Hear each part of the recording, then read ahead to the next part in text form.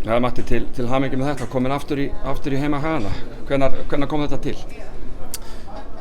Bara fljótlega eftir seinasta leik þá bara byrjaði svo vel viðræður og þær voru að ganga nú eiginlega bara alveg fram í seinustu viku og það var bara ákvörðun tekin og ég mjög sátt við hana. Og hvað spilar mest í þessar ákvörðun? Er það að fara að spila með stóra bróður, nú er hann að koma tilbaka? Eða bara gamli heimaklúbburinn, að þú fílar þig mjög vel í þykist þig vita, þannig að þú veist hvað er í þig mest? Já, bara samspil á þessu tvennu, hann hefur alltaf verið draumur að spila með Jakobi. Hann er alltaf búinn að vera erlendis með manni síðan 99. Þannig að þetta var nú svona eiginlega seinasta tækifæri til að ná því. Og að sama skapi er ég bara gífurlega mikill Vesturfræðingur og hef alltaf verið með á staði að koma tilbaka og það var alltaf bara mismunandi tímasetningar sem gerði að verkum ég fór ekki en núna var sem bara rétti tíminn og þetta er svona einhvers konar samspil á milli þessara tveggja þátta.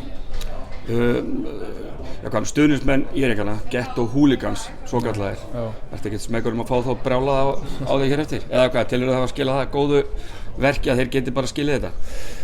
Já, ég vonandi verði brjálaður og láti mig heyra. Það er bara hollt og ég hef bara gaman að því, Ég hugsa svona aðeins að ég sé eitthvað að reyna að setja mig í spor hvernig þeim líður núna þá hugsa ég að sé kannski eitthvað smá gremja eða sárindi í smá tíma en á endanum er ég alveg 100% það að þeir verða bara, sáttir við mitt verk og bara, vinarsambönd og IR-klúbbur er náttúrulega alveg magnaður og ég held að á endanum þá munir fólk horfa tilbaka og sjá að þetta samband á milli mín og IR var rosalega gott, farsælt, gekk vel og endanum munir fólk bara minnast því, Já, þeir náttúrulega mættur, þú mættir þessu liði sem þú varst að gangi núna í frægri, bara ótrúlegri úrslitaseríu, hefði ekki verið heilvíti sætt að hafa klárað það með sigri?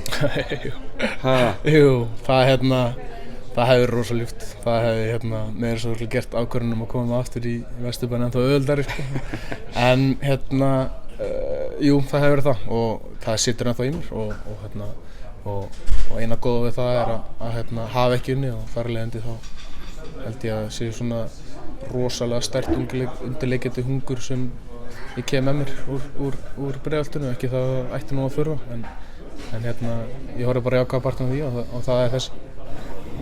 En það eru komnir 6 titlar nú þegar, er svona skáir klúbburinn farin að sjá þetta glitti bara 2 staða tölu? Ég held að það sé allavega markmið, þekkjandi strákana eða kallana sem eru á baku klúbbinn og hvernig klúbburinn er.